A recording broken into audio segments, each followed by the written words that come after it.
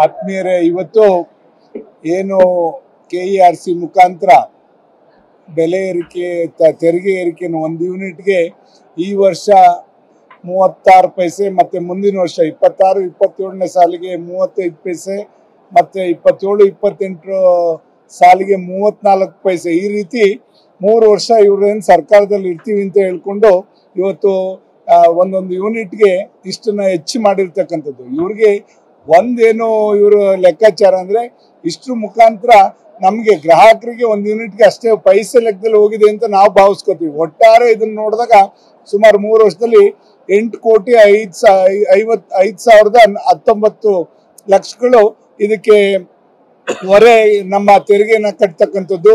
ಇದನ್ನ ಬರೆ ಎಳಿಲಿಕ್ಕೆ ಇವತ್ತು ಈ ಸರ್ಕಾರ KERC ಮುಖಾಂತರ ಹೊರಟಿರ್ತಕ್ಕಂಥದ್ದು ಖಂಡನೀಯ.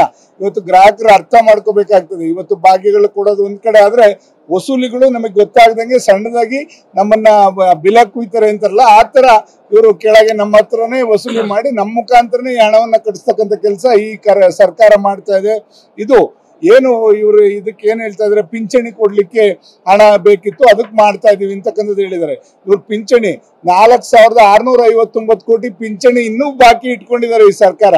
ಇನ್ನು ಅವ್ರಿಗೆ ಅಲ್ಲಿ ಕೆಲಸ ಮಾಡ್ತಾ ಇರ್ತಕ್ಕಂಥವ್ರಿಗೆ 4,659 ಕೋಟಿ ಇನ್ನೂ ಕೂಡ ಪಿಂಚಣಿ ಕೊಡ್ಲಿಕ್ಕೆ ಇವ್ರಿಗೆ ಯೋಗ್ಯತೆ ಇಲ್ಲ. ಇವತ್ತು ಈ ರೀತಿ ಗ್ರಾಹಕರ ಮೇಲೆ ಎಲ್ಲ ಹೊರೆನೂ ಕೂಡ ಗ್ರಾಹಕರ ಮೇಲೆ ಆಗ್ತಕ್ಕಂಥದ್ದು. ಸದನ ಮುಗಿಯದೆ ಕಾಯ್ತಾ ಇದ್ದಾರೆ ಅಂತ ಭಾವಿಸ್ತಾ ಇದ್ದೇವೆ ನಾವು.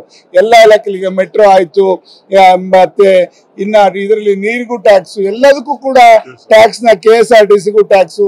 ಅಲ್ಲಿ ಪುಸ್ಕಟ ಹೆಣ್ಮಕ್ಳನ್ನ ಕಳಿಸ್ತೀವಿ ಅಂತಾರೆ, ಅಲ್ಲಿ ಕೆಲಸ ಮಾಡ್ತಾ ಇರ್ತಕ್ಕಂಥವ್ರಿಗೆ ಅವ್ರಿಗೆ ಹರಿಯರ್ಸ್ ಕೊಡ್ಲಿಕ್ಕೂ ಇವ್ರಿಗೆ ಯೋಗ್ಯತೆ ಇಲ್ಲ. ಇದೆಲ್ಲ ನೋಡಿದಾಗ ಬರೀ ನಮ್ಮ ಜನಗಳ ದುಡ್ಡಲ್ಲೇ ಒಂದ್ ಕಡೆ ಎಕ್ಸೈಸ್ ಟ್ಯಾಕ್ಸ್ ಜಾಸ್ತಿ ಮಾಡೋದು, ಅಲ್ಲಿ ಹೆಂಡತಿ ಕೊಟ್ಬಿಟ್ಟು ಗಂಡನ ಹತ್ರ ವಸೂಲಿ ಮಾಡ್ತಕ್ಕಂಥ ಕೆಲಸ. ಇದು ಯಾವ ಪರಿಪಾಠ? ಈ ಸರ್ಕಾರಕ್ಕೆ ಒಂದು ಹೊಸ ಪರಿಪಾಠ ಇದೆ. ಈಗ ನಾವು ನೋಡ್ತಾ ಇದ್ದೇವೆ, ಈ ತರ ಎಲ್ಲ ತೆರಿಗೆಗಳನ್ನ ಹೆಚ್ಚು ಮಾಡಿಕೊಂಡು ಆ ರಾಜ್ಯಕ್ಕೆ ಹೊರೆ ಮತ್ತೆ ನಮ್ಮ ಗ್ರಾಹಕರಿಗೆ ಹೊರೆ ಇರ್ತಕ್ಕಂಥದ್ದು. ಇದನ್ನ ದಯಮಾಡಿ ನಾನು ಗ್ರಾಹಕರಲ್ಲಿ ವಿನಂತಿ ಮಾಡ್ಕೋತೇನೆ, ನೀವು ಆಲೋಚನೆ ಮಾಡಿ ಇಂಥ ಸರ್ಕಾರ ಎಷ್ಟು ನಿಮಗೆ ಬೇಕು ಅವಶ್ಯಕತೆ ಇದೆಯಾ. ಈ ತರ ಗ್ಯಾರಂಟಿಗಳು ಕೊಟ್ಟು ಒಂದ್ ಕಡೆ ಸೋಂಬೇರಿ ಮಾಡ್ತಕ್ಕಂಥದ್ದು, ಮತ್ತೊಂದ್ ಕಡೆ ಹಿಂಗೆ ನಮ್ಮೇಲೆ ಹೊರೆ ಮಾಡ್ತಕ್ಕಂಥ ರೀತಿಗೆ ಇದು ಹೊರಟಿರ್ತಕ್ಕಂಥದ್ದನ್ನ ಸೂಕ್ಷ್ಮವಾಗಿ ನೀವೆಲ್ಲರೂ ಕೂಡ ಗಮನಿಸಬೇಕು ಮುಂದಿನ ದಿನಗಳಲ್ಲಿ ಅಂತ ಹೇಳಲಿಕ್ಕೆ ಬಯಸ್ತೇನೆ.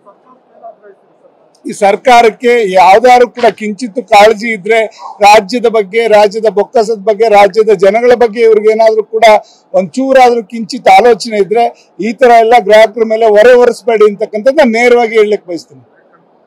ಇವತ್ತು ಇದ್ಯಾವ್ದನ್ನು ಕೂಡ ತೆರಿಗೆನ ವಿಧಿಸಬಾರದು. ಯಾವುದೇ ಇದರಲ್ಲಿ ಗ್ರಾಹಕರಿಗೆ ನೇರವಾಗಿ ಕೊಡ್ತಕ್ಕಂಥ ಯೋಜನೆಗಳಲ್ಲಿ ನೀವು ತೆರಿಗೆ ವಿಧಿಸಬಾರದು.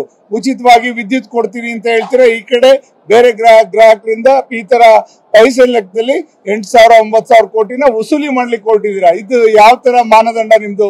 ಸರಿಯಲ್ಲ. ಇದನ್ನ ಹಿಂಪಡಿಬೇಕು ಅಂತಕ್ಕಂಥದ್ದು ನಾನು ಆಗ್ರಹಿಸ್ತೇನೆ.